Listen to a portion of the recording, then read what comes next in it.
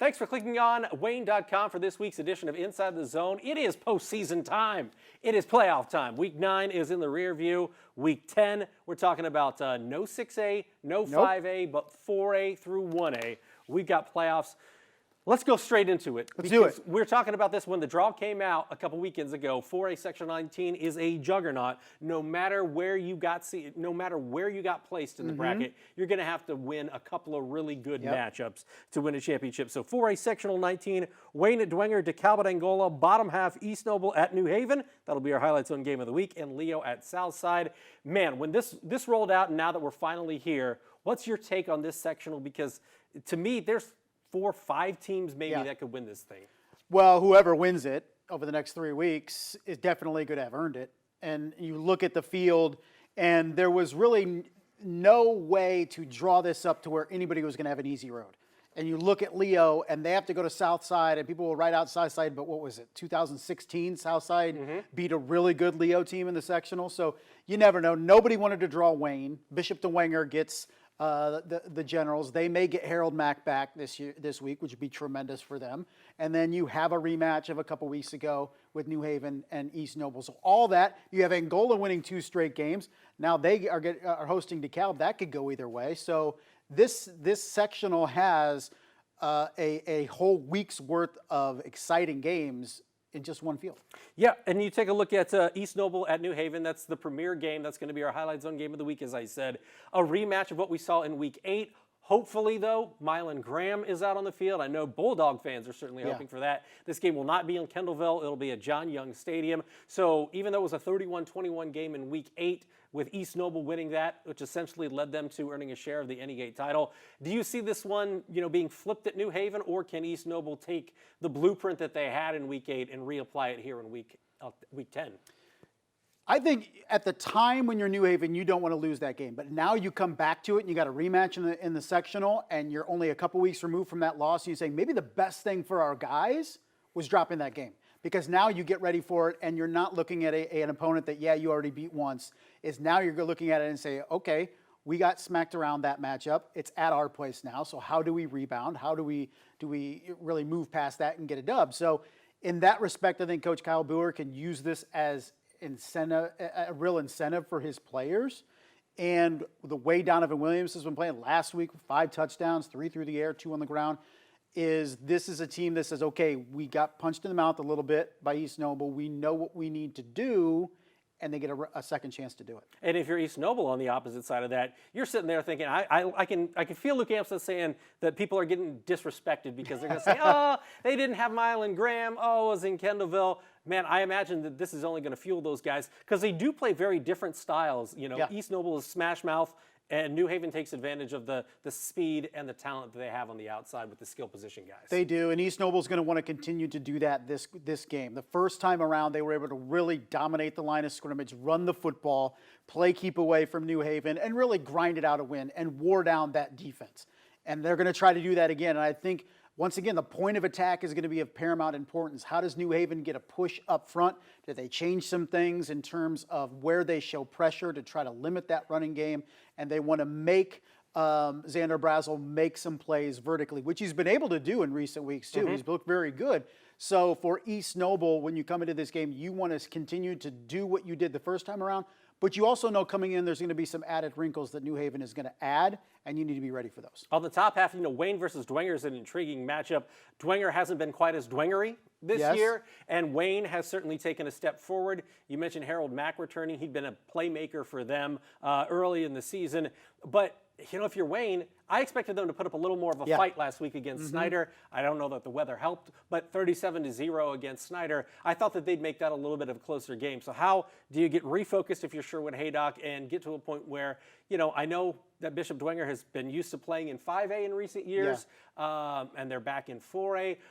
So I would think that they would be, even though they're not super flashy, they're still going to be a tough out when it comes to the postseason. It is. I was with you with Wayne. You felt like, okay, going into Snyder, you didn't expect them to win, but that defense that had been playing really good, you say, okay, this is going to be a really good test for them.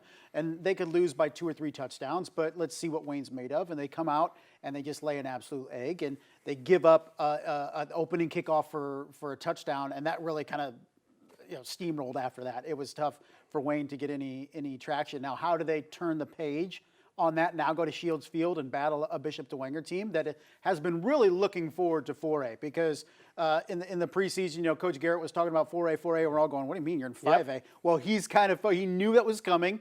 Eventually, it was going to be announced, and he's really had his team really focused on that 4A playoffs, and now they get a home game to start it off against a team in Wayne that they feel pretty good. They match up well, particularly with how the Generals played last week. If you take a look at 4A Sectional 20, Mississinawa at Western, Columbia City at Huntington North, Frankfort at Marion, Kokomo at Jay County. On the bottom half, Kokomo, we know what they've been able to do in years past. They were the team that knocked Columbia City out in regionals last year. So a different sectional alignment. For Columbia City, they won a sectional last year. But it's kind of the tale of two schedules for them, as we've talked about in many years past, where the second half of the schedule is significantly harder than the first half. How do they get things going? And, obviously this week they'll be on the road in the postseason at Huntington North. But how does Columbia City get things right before what they hope is a run to the sectional championship game, I would think? Well, you would hope, if you're Columbia City, if you're Coach Brett Fox, that a message was sent to your guys losing to Norwell last week. I mean, you lose to East Noble, New Haven, Leo, okay. But when you drop a game to a team in Norwell that has had its struggles over the course of the season and did not complete a single pass against you on Friday and beat you, is, okay, you could say, have we hit rock bottom this season? And now do my players, particularly the upperclassmen, go, okay, sense of urgency. One more loss and we're done. And my career is done in high school. And that's what Coach Fox is hoping is, at the very least, that Week 9 loss was a kick in the pants to his upperclassmen. If they don't have urgency, it doesn't matter what the juniors and sophomores do if those seniors don't seize the moment. So you look on paper and say, okay, going to Huntington North, the team they beat comfortably in the regular season, this should be a win. But at the same time, if we're looking ahead and say Columbia City, Kokomo for this sectional, not the way that Columbia City's been playing. Let's talk about Norwell, because 3A Sectional 27 has Yorktown and Concordia, Delta at Norwell, which to me is maybe the most intriguing matchup of those games in the first round. You got Belmont at Garrett and Heritage at Woodland. If you're on the bottom half, Belmont, Garrett, Heritage, Woodland, Heritage is probably feeling pretty good about their chances. But when you look at Yorktown and Delta, those are teams we don't talk about, teams we haven't seen a whole lot in the regular season, being in the Delaware County area. But both solid football teams, I don't think spectacular. And Norwell might be peaking at the right time against this Delta ball club. Yeah, I thought you would have a detailed breakdown, because you are a Delaware County native. It's the homeland, but when I was there, we didn't even, football was like an afterthought. It's basketball country. Right. But times have changed. Peyton Manning and all that good stuff has made football a lot more important in Indiana. But yeah, if you're Norwell, you're like, hey man, we had unfinished business in the playoffs last year.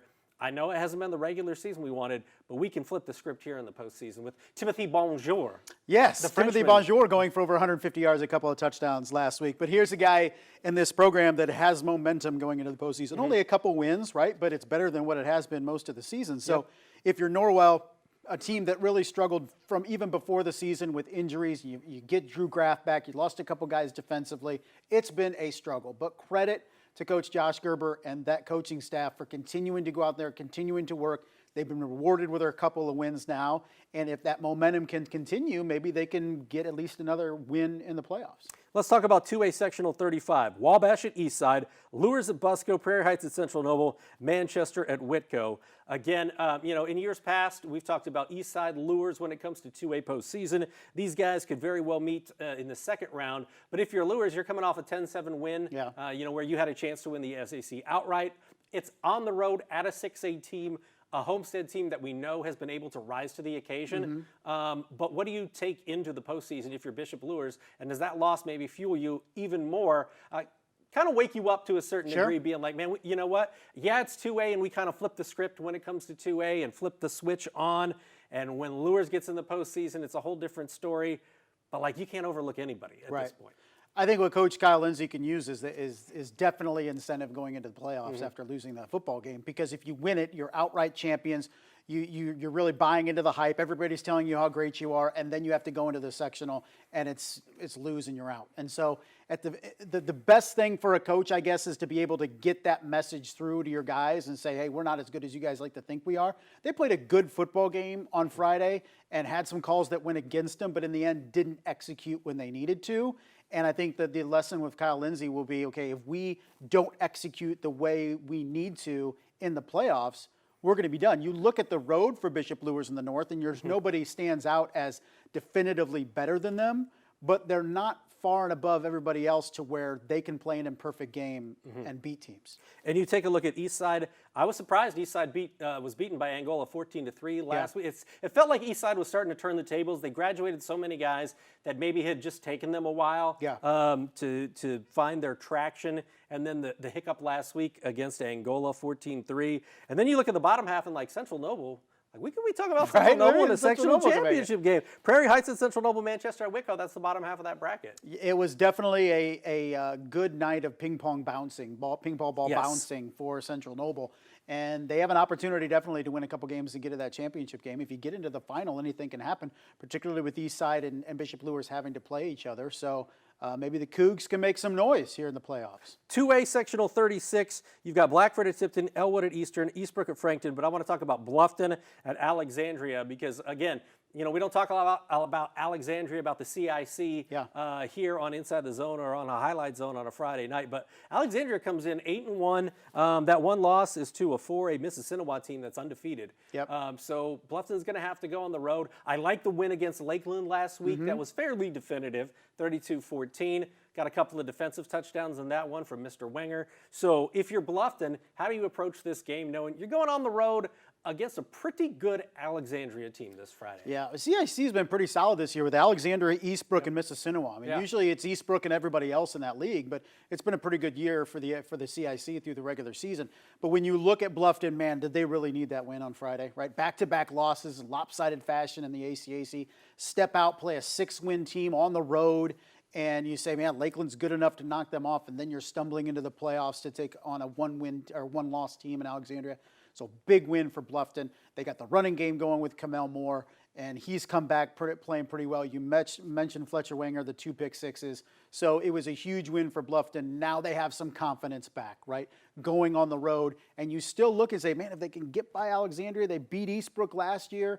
Could Bluffton make a run to try to win back-to-back sectional championships? But first things first, it's a tough challenge on the road at Alexandria. I mean, you just look at the schedule and you look at, you know, the Heritage game, followed by Adams Central, followed by Lakeland, followed by Alexandria, and then if they win, a very likely matchup with Eastbrook. Like, that's a pretty tough gauntlet for Bluffton to go through. And you talk to Coach Brent Kunkel after week 6, and he's like, I'm going to learn a lot about my team in the next 3 weeks. And that's even before the draw, right? So he looked at those final 3 weeks as, we don't know how good we are until, and they were number 1 going into week 7, right? There was a lot of hype around that, and even Coach Kunkel was saying, we'll see. Pump the brakes. We'll see. Pump the brakes. And I think he found out, and some other people found out about where his team is at, but bouncing back in week 9 was a huge win for them. I love that they've had to go through that adversity right before the postseason. It's fresh in their minds. 1A Sectional 44, Madison Grant at Northfield, North Miami at Southern Wells, South Adams at Adams Central, and Fremont at Southwood.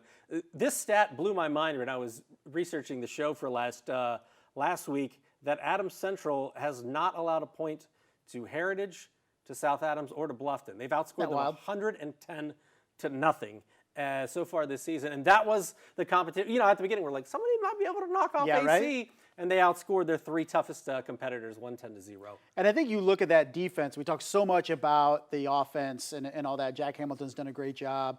But defensively, they're just absolutely superb. You could argue they're a better defense than they were a year ago. And if you look at looking down the line and potentially a rematch in the championship game over Thanksgiving weekend against Lutheran, could that defense have a bigger impact on that game than the last couple years? But yeah, you look at South Adams, Adams Central, it's a great rivalry. But, man, a lot of things have to go right for South Adams to be in this game. And they probably are going to have to score in this game to have any chance to win, which they weren't able to do the first time around. It is generally, I don't know how the scorekeeping works, but typically, yes, you do need to score to win.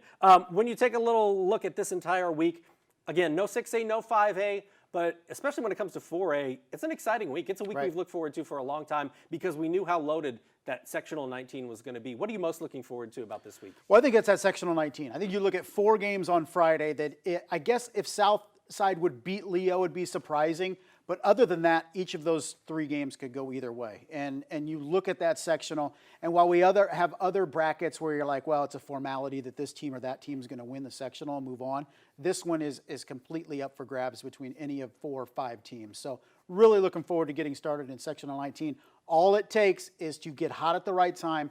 3 straight weeks of solid football, you can win a sectional championship. All right, it'll be win or go home time Friday on the Highlight Zone. We'll talk all about it next week on Inside the Zone. But for now, I'm Glenn. He's Justin. We'll see you next Monday.